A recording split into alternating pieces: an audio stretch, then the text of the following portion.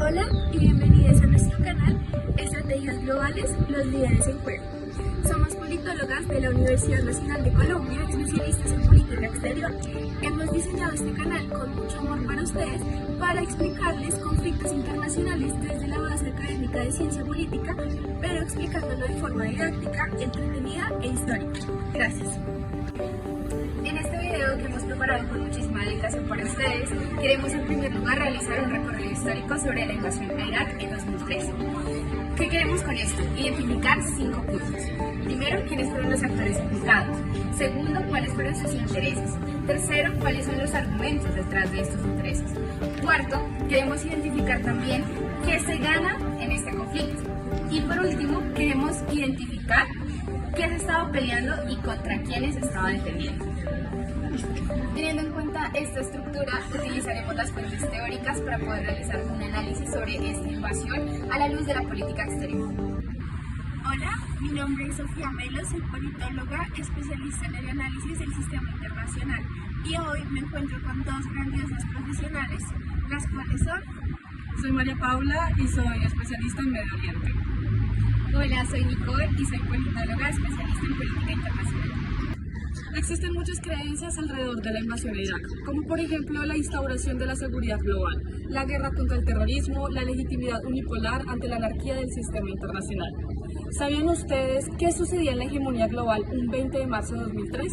Pues bueno, la unión liderada por Estados Unidos, junto con Reino Unido, Australia, Corea del Sur y España, iniciaba la invasión de Irak. El objetivo era eliminar a Saddam Hussein, quien había estado gobernando Irak por casi 25 años, y las armas de destrucción masiva que supuestamente tenía. Lo que sería una guerra relámpago de 3 semanas se prolongó durante 7 años. ¿Pueden creerlo? Esta dejó brutales consecuencias, más de 100.000 civiles muertos, según la organización Iraq Body Count, y un país sumido en el caos. Debe reconocer que la guerra como conflicto duro llevada a cabo principalmente por Estados Unidos e Irak tuvo un objetivo político, buscando hacer sobre todo la voluntad sobre otro Estado. Por tanto, se reconocería como una guerra absoluta, más no real en términos de reino. ¿Y qué creen ustedes que causó esta guerra? ¿Acaso sería la misión mesiánica de Estados Unidos de querer ayudar a todo el mundo? ¿Su bondadosa ayuda? ¿O acaso el miedo de los más poderosos del mundo sobre los subalternos?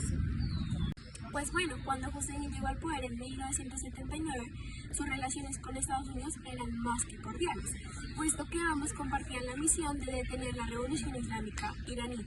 Y si esto era tan color de rosa, ¿qué sucedió?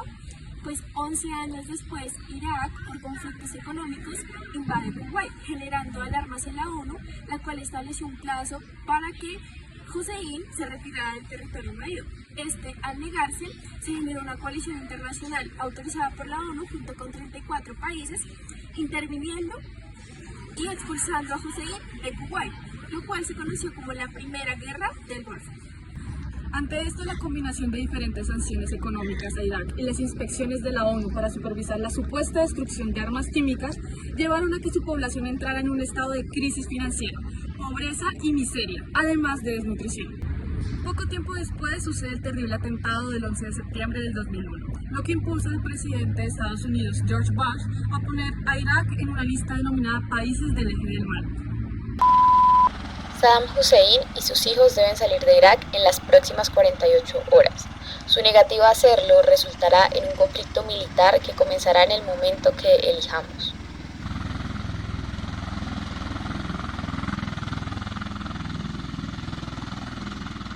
Estas fueron las palabras pronunciadas por Bush el 17 de 2003, 3 días antes de que se iniciara la invasión a Irak.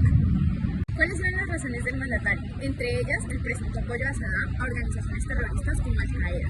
Pero la más importante era la sospecha de que Irak poseía un arsenal de armas de destrucción masiva, lo cual jamás se pudo comprobar. Y así fue como se dio por iniciada esta invasión. Aún sin el apoyo de la ONU, o sin países históricamente aliados, como Alemania y Francia. ¿Saben ustedes entonces cómo se legitimó? Por la guerra preventiva de Bush, la cual terminó siendo ilegal. ¿Sorprendidos? Esta guerra basada en mentiras acabó con el régimen de Hussein, quien fue capturado en diciembre de 2003 y ejecutado en el 2006. Ante la ausencia del presidente se genera como consecuencia un caos poblacional, en donde se rompe, asalta y destruye museos, hospitales y demás. Saddam Hussein era un tirano que merecía ser derrocado. Había encarcelado y asesinado a miles de iraquíes, utilizando incluso armas químicas contra los kurdos rebeldes. El problema fue cómo se hizo, la forma en que Estados Unidos y el Reino Unido ignoraron el derecho internacional y la violación que se apoderó de Irak después de que el gobierno de Bush no elaborara un plan para llenar el vacío de poder creado por el cambio de régimen. Además de fulminar a Irak, Estados Unidos desmovilizó al ejército iraquí, dejando demasiadas personas con experiencia militar sin empleo, las cuales decidieron actuar desde la insurgencia. El Estado Islámico de Irak surgió de ese caos, prometiéndole lealtad a Al-Qaeda, y aún es un factor de violencia e incertidumbre en el Medio Oriente. A finales de 2011, las tropas estadounidenses abandonaron Irak, cuando consideraron que la lucha contra estos grupos rebeldes estaba controlada. Pero la insurgencia de alguna de estas facciones extremistas obligó a Estados Unidos a volver a enviar tropas en repetidas ocasiones. Tras la caída de Saddam Hussein, el vacío de poder que se generó en Irak fue aprovechado por diversos actores, desestabilizando aún más la región. Este caos no solo dio lugar a la insurgencia y al surgimiento de grupos terroristas como el ISIS, sino que también dejó una cicatriz profunda en la sociedad iraquí. ¿Y qué sucede en el mundo? ¿Cuáles eran los intereses exteriores de Estados Unidos? El Gran Salvador se enfrentaba a la guerra contra el terrorismo, la cual se vio intensificada con el suceso del 9/11, en donde se vio afectado su sistema de seguridad y defensa. Sucesor a ello, y con el fin de la Guerra Fría, se entendió el triunfo de Estados Unidos sobre la URSS. Así, la primera quedó como dirigente de un sistema mundial unipolar. Sin embargo, no se sabía muy bien cómo sería la lógica de este nuevo orden. Con la llegada de Bush, su campaña tuvo como mayor base apego al realismo y un distanciamiento al idealismo de Clinton.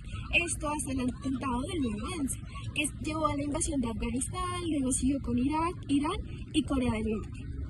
Según Bush en 2006, la macrotitulación exitosa de la guerra contra el terrorismo se posicionó frente a Al-Qaeda como un retorno a la civilización occidental, dentro y fuera del mundo islámico. Independientemente de su apreciación positiva o negativa, los países de Rusia, China e India también se alinean con la visión del terrorismo como una causa común. La Estrategia de Seguridad Nacional ESN se sustentó en 3 pilares. Primero, defender la paz. Intenta reprimir y prevenir los actos de terrorismo o regímenes fuera de la ley. Fue la piedra angular de la estrategia, puesto que recoge la posibilidad de utilizar el poder militar para prevenir ataques terroristas. Segundo, preservar la paz. Pretende fomentar las redes de cooperación económica con las grandes potencias mundiales. El mercado ocupa un lugar central junto a los valores de libertad, democracia y justicia. Esta relación se justifica argumentando que el concepto de libre comercio surgió como principio moral antes de que fuera un pilar de la economía. Tercero, promover la paz. Impulsar la libertad y prosperidad a escala mundial. Del desenlace de la Guerra Fría como el triunfo definitivo de las fuerzas de la libertad sobre los totalitarismos, la convicción de la expansión de las libertades económicas y políticas como condición para la seguridad de los Estados Unidos y la estabilidad global, la distribución unipolar del poder y su incidencia en la estructura internacional, las amenazas representadas por la conjunción de la proliferación y el terrorismo, la guerra preventiva y el unilateralismo en la atención de las problemáticas de seguridad. ¿Cómo se logró consolidar el discurso contra el terrorismo? Mediante recursos emotivos, Bush busca transformar su causa en global. Al posicionarse como las víctimas, Bush se convierte en la figura del Mesías que acabará con la maldad. Es entendido como la contienda contra el terrorismo. La respuesta recurrente fue tratar el 11 de septiembre y la reacción política consecuente como la reafirmación de una agenda realista, con la vuelta de los temas de seguridad a la prioridad de los temas estatales y el fin de un periodo de ausencia de conflicto internacional bajo un orden unipolar benigno. Pero la búsqueda de aceptación no terminó ahí. Al instalar el terrorismo como nueva prioridad en la agenda internacional, la guerra contra el terrorismo tiene el potencial de solucionar el déficit de amenaza que los Estados Unidos había experimentado desde el fin de la Guerra Fría. Se perfila así como una nueva estrategia para legitimar el liderazgo estadounidense en la seguridad global y la distribución del poder unilateral. La política exterior de los Estados Unidos se militarizó para lograr posicionar en una visión, como lo plantea John Ikenberry, neoimperial, como explica que determinan reglas, amenazan y utilizan la fuerza. Esta política exterior sistémica, según Watts, reaccionó a estímulos externos. Se dio como una guerra con la finalidad de imponer una cierta voluntad. La finalidad fue desarmar al adversario. ¿Fue realmente una política? O esta, como dice el autor, desaparece cuando el objetivo es eliminar militarmente al enemigo. Luego de realizar este análisis, hemos llegado a 5 grandes conclusiones. La primera es que la invasión a Irak en 2003 no solo afectó la estructura política de la región, sino que también marcó un antes y un después en la política exterior estadounidense. Las consecuencias de este conflicto se sienten hasta el día de hoy, desde la creación de grupos extremistas hasta una crisis económica y política profunda en Irak que sigue afectando su estabilidad. La doctrina de la guerra preventiva impulsada por la administración de George Bush ha sido considerada ilegal por muchos analistas internacionales. Esta política que ignora el derecho internacional muestra cómo la hegemonía de Estados Unidos se impulsó en un sistema internacional unipolar sin tomar en cuenta las repercusiones para los pueblos afectados. A pesar de la supuesta existencia de armas de destrucción masiva, esta invasión se fundamentó en falacias, lo cual, además de perder legitimidad frente a ciertos actores internacionales, se dio paso a una serie de conflictos geopolíticos y problemas humanitarios, los cuales hasta hoy en día se ven. La invasión a Irak revela la complejidad de las decisiones de política exterior, donde los intereses de poder y las estrategias militares prevalecen sobre la diplomacia y el derecho internacional. Este episodio debería servir de lección para repensar cómo las grandes potencias manejan los conflictos internacionales y cómo las decisiones unilaterales pueden tener repercusiones globales duraderas. Esperamos que les haya gustado este video y nos vemos en un próximo capítulo.